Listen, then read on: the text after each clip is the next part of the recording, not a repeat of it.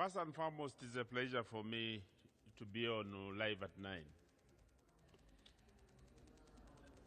The president is given the responsibility to run the affairs of the country depending on the resources that the country can generate.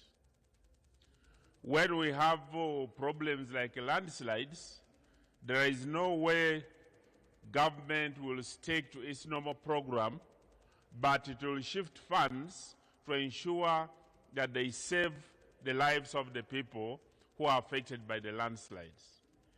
This is not only the beginning or the kind of itself, but you remember the other time in Mubende, when we have an epidemic, government still had to divert funds in order to ensure that they save the lives of the people of Uganda.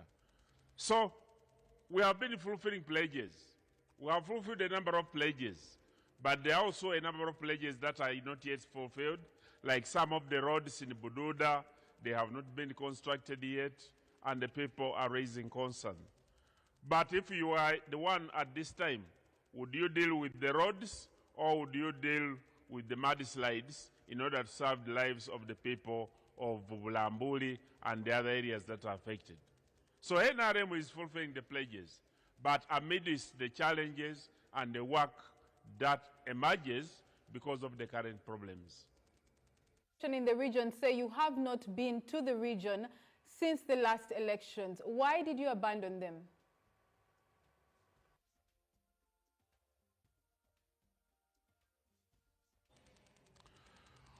Well, you know that because of the COVID epidemic, the current structures of NRM were not renewed apart from those at the national level.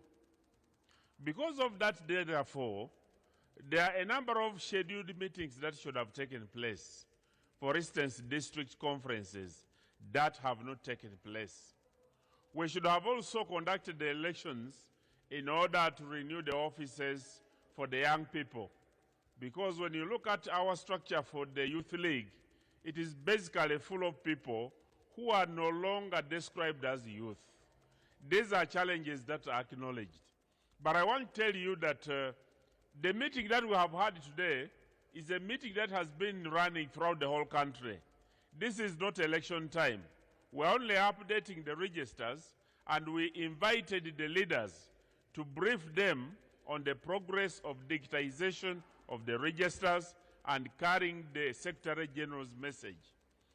This is something that they have been yearning for, and they told us, rightly so, that how they wish we had been doing this even in the past.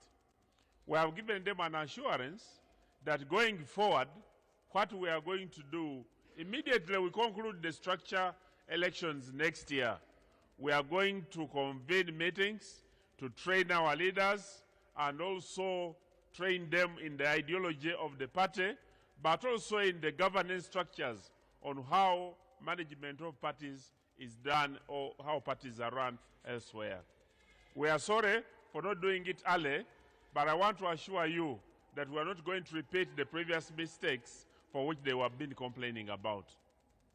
Can you confirm to the public, not only in Mbale, but across the country, that this is not something, because the complaints have not only been in Mbale about being neglected until the election cycle, that the rest of the regions will also be engaged even before the elections and their promises fulfilled?